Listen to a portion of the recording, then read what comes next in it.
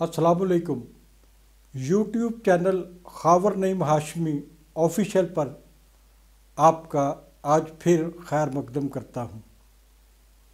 اتنی پذیرائی، اتنی محبتیں، یقینی طور پر اتنی آپ کا جو پیار ہے اسے سمیٹنا میرے لیے مشکل ہو رہا ہے۔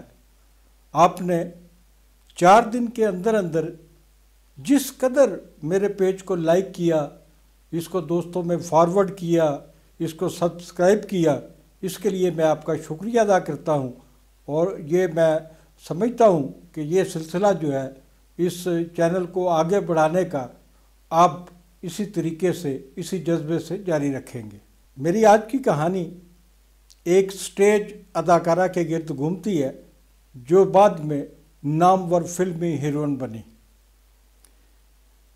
دوستو، یہ 1975 یا 76 کا واقعہ ہے کہ لاہور میں جب وابڈا ہاؤس بنا تو اس وابڈا ہاؤس میں ایک تھیٹر بھی قائم کیا گیا تھا جہاں پر بہت اعلیٰ پائے کے ڈرامے ہوا کرتے تھے۔ ایک دن ایک فلمی صحافی دوست مجھے اس تھیٹر میں ڈرامہ دکھانے کے لیے لے گیا۔ ڈرامے کی ہیروئن کا نام تھا قمر جہان۔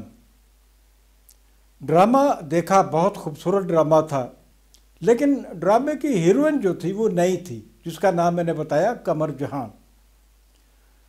ڈرامہ دیکھنے کے بعد جب ہم باہر نکلے تو میں نے اپنے دوست سے کہا کہ یار، اس ڈرامے کی ہیروئن قمر جہاں بے شک ایک نئی لڑکی ہے، لیکن اس کی اداکاری نے مجھے بہت متاثر کیا ہے۔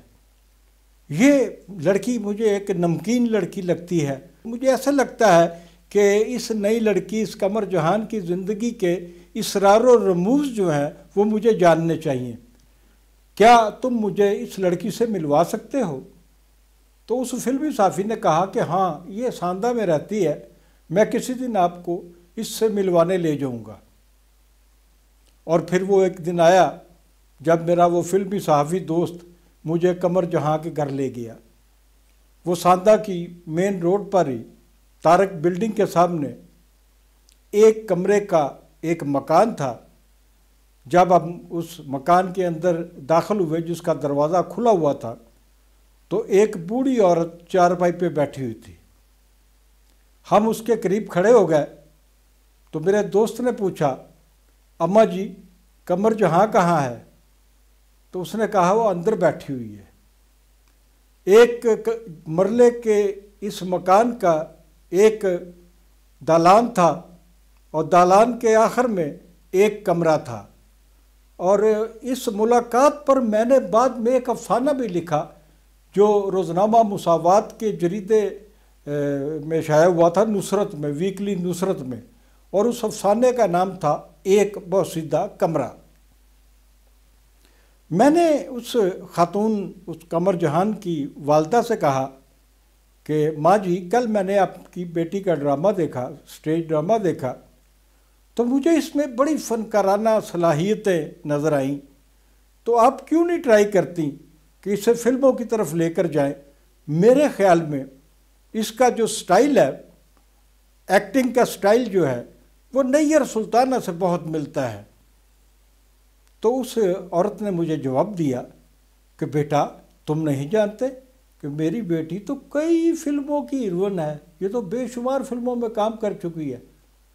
میں نے حیرانی سے اس عورت کی طرف دیکھا تو اس نے کہا کہ ہاں، جب رات ڈلتی ہے تو بہت سارے پروڈیوسر اور ڈائریکٹر یہاں آ جاتے ہیں، اور وہ ایک کمرہ جس میں ہم رہتے ہیں، یہاں پر لوگ جمع ہوتے ہیں، یہاں فلم کی شوٹنگ ہوتی ہے، اور جب ان کی شوٹنگ پیک اپ ہو جاتی ہے اور وہ سیر ہو جاتے ہیں اور واپس چلے جاتے ہیں۔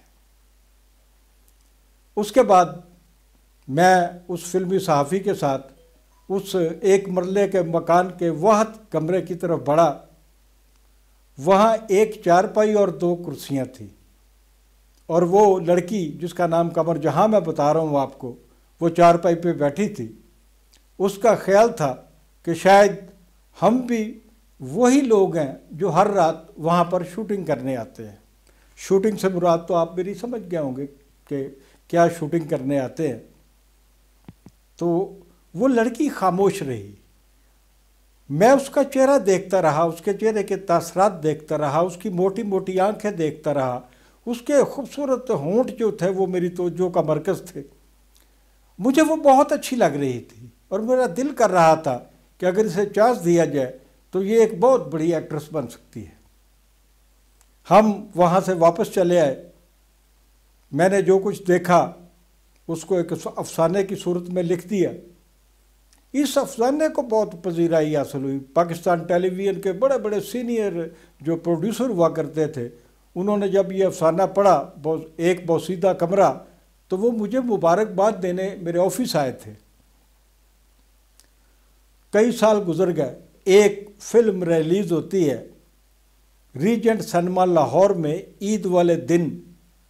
فلم کا نام تھا دلہن ایک رات کی، اور اس کی جو ہیروئن تھی وہی تھی جس لڑکی سے میں ملا تھا، قمر جہاں، اور اس کا فلمی نام تھا نمی۔